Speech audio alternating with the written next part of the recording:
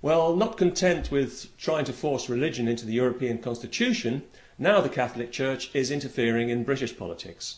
This week, a cardinal and an archbishop have both threatened to withhold communion from Catholic MPs who don't vote against abortion. Personally, I've always thought it was a shame that the Virgin Mary never had the right to choose, because then we might have been spared 2,000 years of misery and bloodshed. But it wasn't to be, and so for Catholics, abortion has always been a tricky one, especially if you're using a knitting needle in a back alley, which is the Catholic Church's preferred method. Because when it comes to Catholic dogma, human life is only sacred if you obey the rules. Hence, no condoms for Africa. We don't want those people doing anything immoral, so we're going to let them die. This is from an organisation supposedly founded on the teachings of Jesus. I'm not sure what teachings exactly. It must be the bit where Jesus talks about living in palaces full of art treasures, protecting paedophiles and collaborating with the Nazis. I haven't actually managed to find that passage myself, but I'm sure it must be in the Gospels somewhere.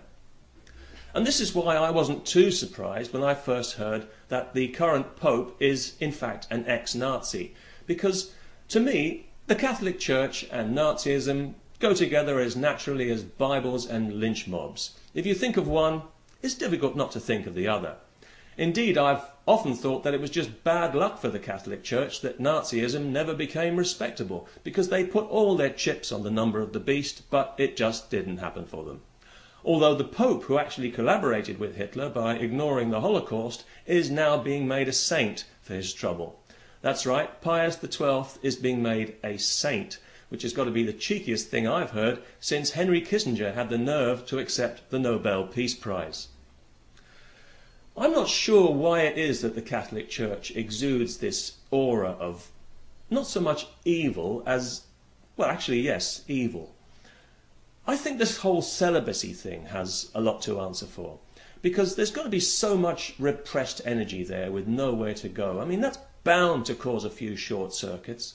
I can understand somebody being celibate if that's how they're comfortable, but if you're doing it as a penance, denying your most powerful basic urges because you think that God is going to be pleased with you, well, I think you should see a doctor, because those inner demons that you're struggling with so manfully are really nothing that a $20 whore couldn't put right in a couple of minutes.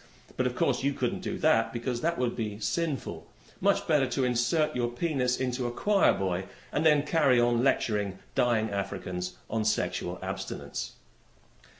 If any cardinals or bishops are watching this video, let me ask you a question. On a theological level, is it more of a sin for a priest to rape a child while wearing a condom or not wearing one? How much more evil is it to wear the condom?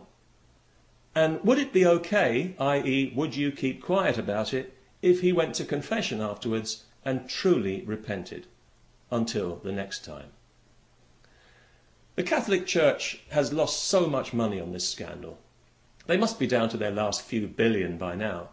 If you were Pope, wouldn't it make sense to try and add up all the sex abuse that's been committed so far, and then add up all the money that's been paid out in compensation, and then you might be able to work out exactly how much the Church is paying for, say, one blowjob, and whether it might be more economical to buy the same product from a professional sex worker.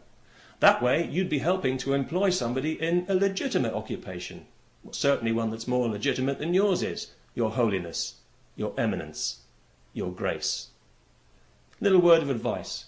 Clean your own stained glass windows before you start cleaning everybody else's, and then people might take you a little more seriously.